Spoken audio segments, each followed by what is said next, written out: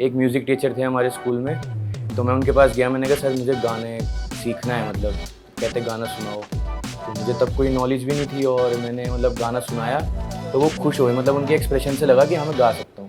खुद की लाइफ को म्यूज़िक में मेंटेन रखना एक बारी को आसान हो सकता है, बट साथ में 5 और लोग लेके चलना और एक ग्रुप में चलना बहुत मुश्किल होता है, क्योंकि ना मेंटालिटी बहुत क्लैश करती है सबकी।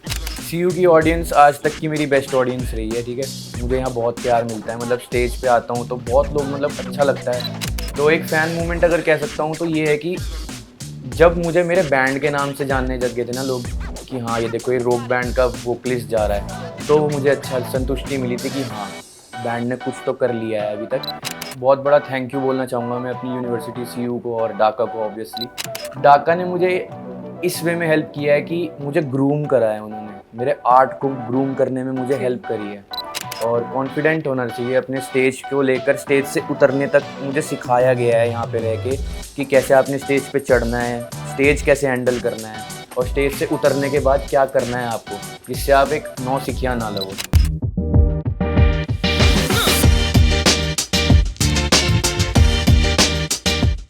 Hello and welcome to the another episode of CU Achievers Talk. This is your host and your permanent दोस्त आरजू सलाथिया।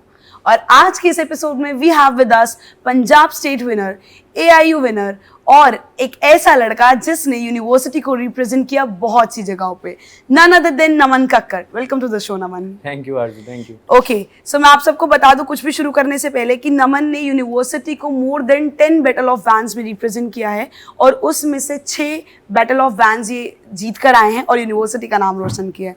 सो नमन, आपकी जर्नी शुरू कहाँ से हुई म्यूजिक के टूवर्ड्स? प्यार कहाँ से आया? कौन सी वो पहली परफॉर्मेंस थी जहाँ से आपको लगा कि म्यूजिक ही मेरा पहला इश्क है? म्यूज़िक की जर्नी एज इन अगर मैं स्टार्टिंग से बताऊँ तो जब मैं छोटा था, मैं 2nd या 3rd क्लास में था, तो मैं हनी सिंह का बहुत बड़ा फ़ैन था टू बी ऑनेस्ट। तो उनके रैप्स में मतलब जैसे रिलीज़ होना तो मैंने रट लेना वो रैप, और अगले दिन क्लास में जाके ना 5-6 लड़कों का ग्रुप बैठना है और उनको मैंने सुनाने कि हाँ ये।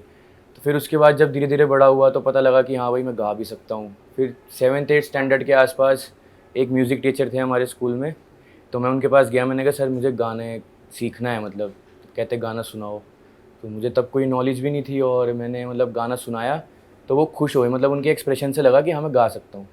तो मैंने फिर स्कूल में भी सोलो सिंगिंग कॉम्पिटिशन्स में पार्ट लिया, मैं वहाँ जीता। बट जो एक्चुअल जर्नी, मतलब जिसे कहते हैं ना रियलाइजेशन होना कि हाँ मैं गा सकता हूँ, वो मुझे यूनिवर्सिटी में आके पता लगा। जब मेरी ओरिएंटेशन थी तो मैंने देखा स्टेज पे अपने सीनियर्स को, वो गा रहे हैं। मेरे अंदर स्टेज फियर था, बट वो स्टेज फियर निकालने में मेरी सीनियर्स ने बहुत हेल्प करी, टीचर्स ने बहुत हेल्प करी। यही थी बस अभी तक journey. Okay, so school time में वो जो आपने कहा कि म्यूजिक रूम में जाके आपने पहला गाना गाया, वो गाना कौन सा था? और यूनिवर्सिटी में आके पहला गाना कौन सा था जो आपने गाया था? दोनों में ना बहुत मतलब फ़र्क है, क्योंकि मेरे ना म्यूज़िक टेस्ट ना चेंज होते रहते हैं हर दूसरे दिन। तो जो मैंने स्कूल में जो गाना सुनाया था वो था गलियाँ, एक विलन मूवी का। और जो मैंने यहाँ कॉलेज में आके गाना गाया था वो था मेरे ख्याल से जस का तेरा मेरा सफ़र। तो वो एक हिंदी से पंजाबी मैंने चेंज किया अपना टेस्ट थोड़ा। ओके, सो ये तो रही जर्नी आपके म्यूजिकल लाइफ की, है ना? बट बीइंग एन इंडिविजुअल, या जो सच में नमन है म्यूजिक के अलावा, उसको जिंदगी से क्या चाहिए? मेरे लिए तो मतलब मेरी मेंटल पीस और स्लीप बहुत मैटर करती है मेरे लिए ना, कि हाँ अगर मेरा दिमाग शांत है तो मैं अच्छा कर सकता हूँ लाइफ में, यही बस। ओके, सो अक्सर ऐसा होता है ना कि जब हम स्टेज पे जाते हैं, बिकॉज यू टोल्ड अस कि जब पहली बार आप स्टेज पे गए थे बहुत नर्वस थे, सीनियर्स ने काफ़ी हेल्प की नर्वसनेस हटाने के लिए, है ना? तो जब अभी भी कभी ऐसा होता होगा ना कि स्टेज पे जा रहे हो, नर्वस हो जाते हो, तो उस नर्वसनेस को हैंडल कैसे करते हो? मेरा जो मतलब आपने बैंड का जिक्र किया ना, तो मतलब हमारा एक रिचुअल है स्टेज पे जाने से पहले, हम पाँचों और 5 जने हमेशा एक दूसरे का हाथ पकड़ते हैं और मतलब हम हाथ पकड़ के मैं उन्हें समझाता हूँ कि हाँ भाई डरना नहीं है, और हम सीयू को रिप्रेजेंट करने आए हैं जो ऑलरेडी हर चीज़ में विनर है। हमें भी अपना एक उसमें देना है आउटपुट कि हमें भी विन करना है, और कोई टेंशन नहीं लेगा, गलती इंसान से ही होती है। अगर गलत हुआ भी तो हम इसको इम्प्रूव करेंगे और दोबारा स्टेज पे शाइन करके ही जाएंगे, तो वो फिर भगवान के हाथ में होता है और वो सब अच्छा ही होता है फिर।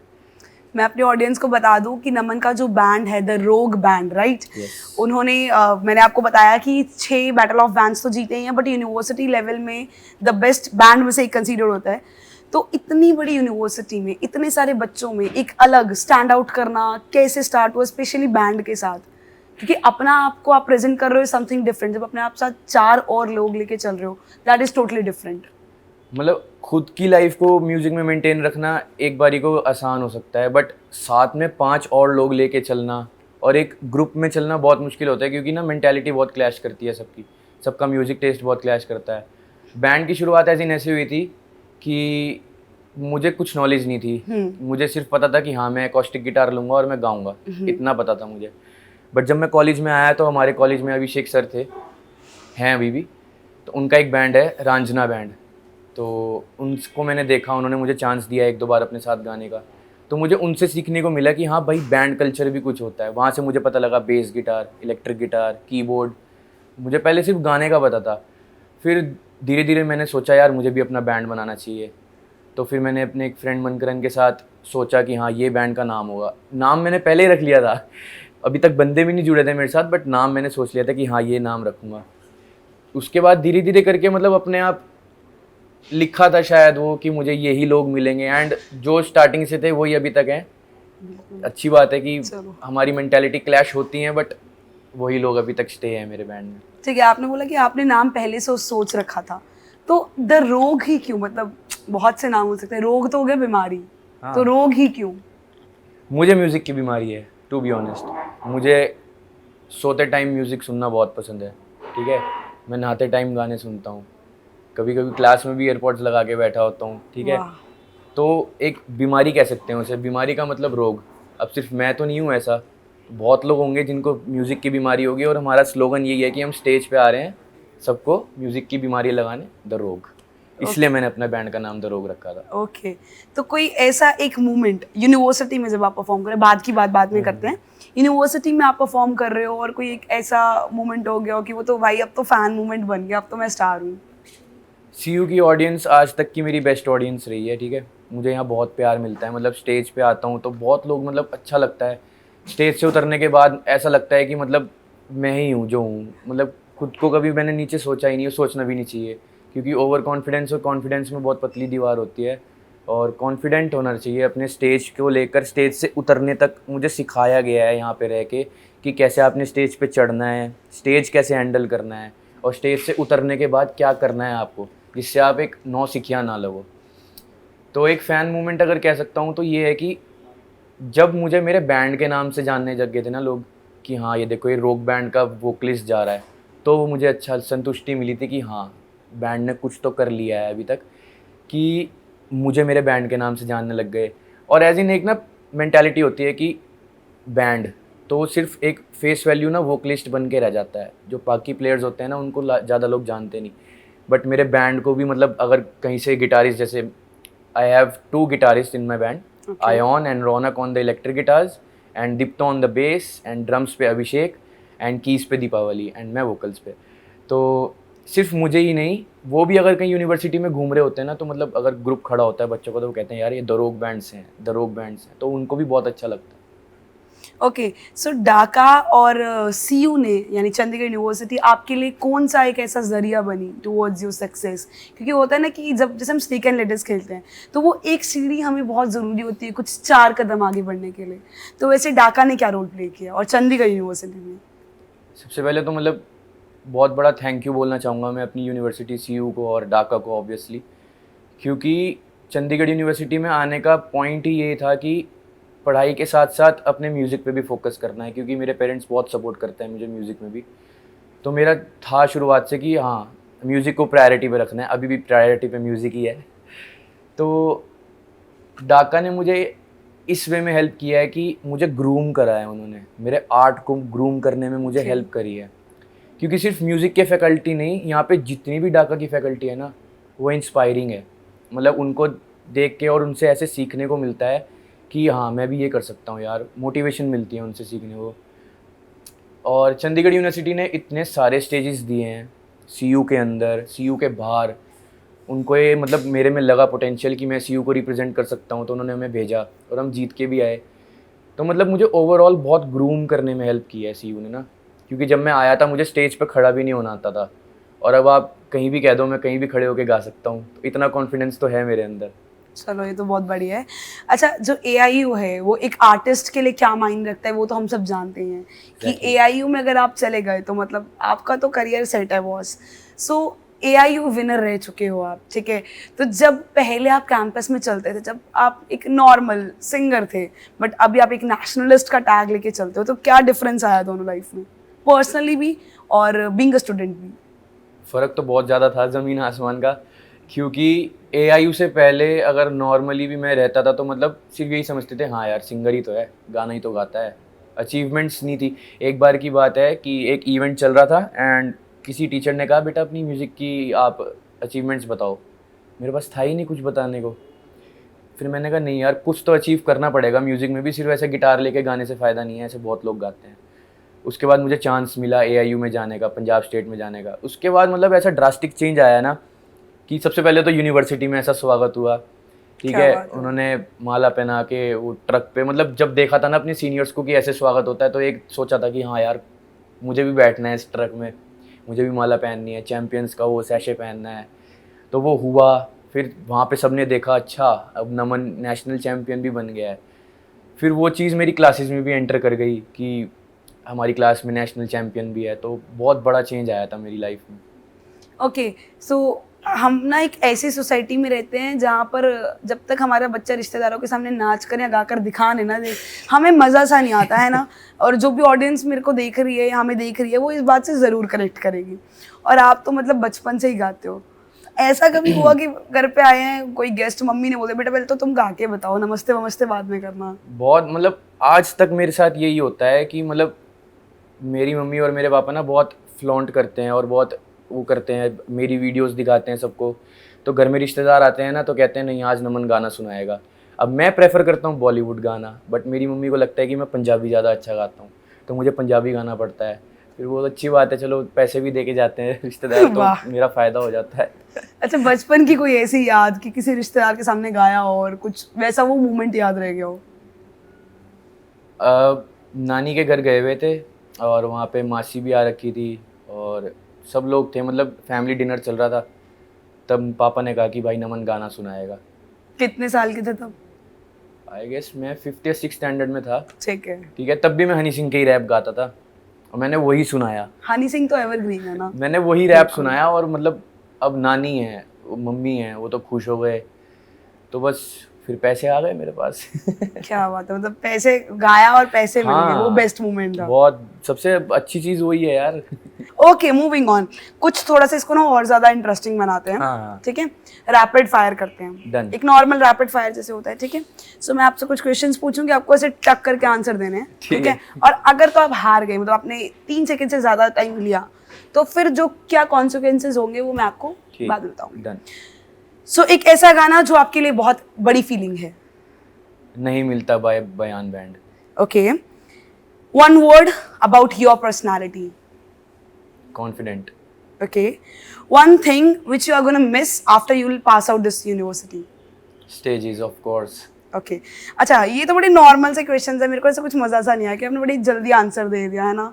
तो मेरे को तो अपने कॉन्सिक्वेंसेस पूरे करवाने थे। हाँ। तो एक काम करते हैं, इसको थोड़ा आपका वाला म्यूजिकल टच देते हैं। ठीक है, मैं आपको दूंगी एक वर्ड और उस वर्ड पे आपको गाना गाना है, ट्राई करते हैं, चलो ठीक है। ठीक है। ओके, आंख, आंखें। आंखें।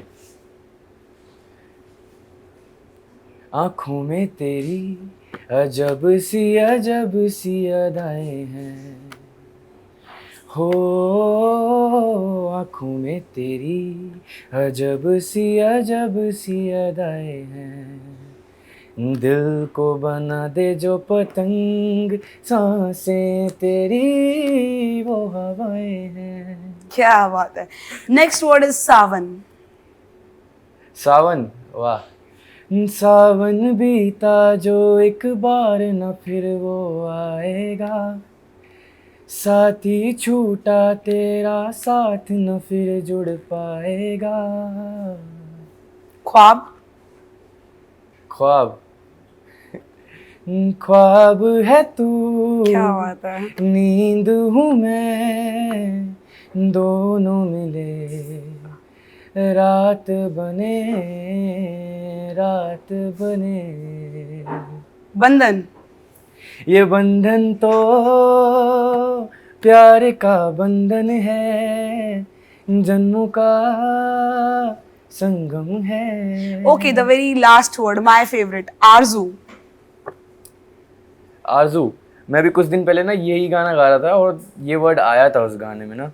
जल्दी जल्दी जल्दी जल्दी। है मेरी यही आरज़ू कि तेरा ही मैं साथ दूं, तेरा बन के रहूं सदा मैं परछावा,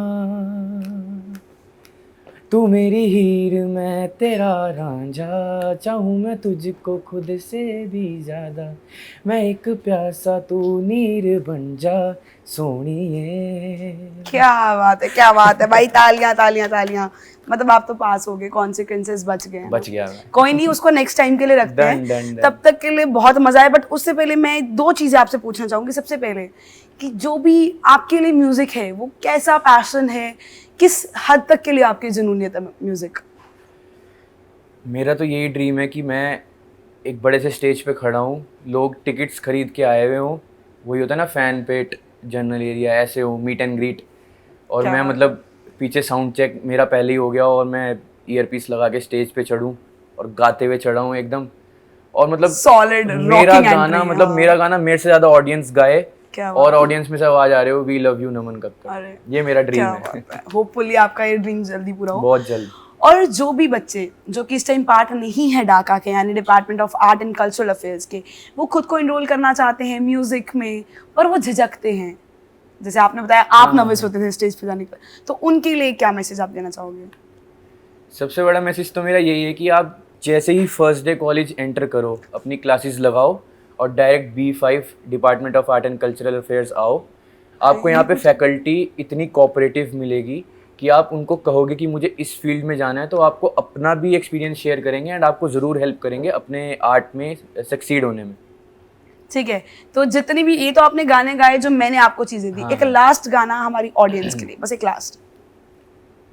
सावन का महीना चल रहा है, शिवरात्रि आने वाली है, तो उस पे एक गाना है कि शिव कैलाशों के वासी, दौड़ी धारों के राजा, शंकर संकट हरना,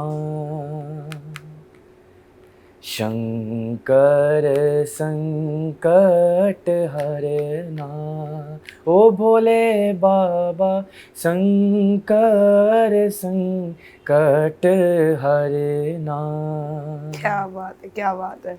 सो मैं नमन यही दुआ करूंगी कि आपके जितने भी ड्रीम्स हैं वो जल्दी से पूरे हों और हम एक और नया पॉडकास्ट करें, एक जरूर। नई पर्सनालिटी के साथ, एक नए नमन के साथ और with some new other achievements, Achievements, right, right. है ना। और तब तक के लिए आप लोग भी देखते रहिए सी यू अचीवर्स टॉक। मैं आऊंगी वापस आरजू सलाथिया एक नए एपिसोड के साथ।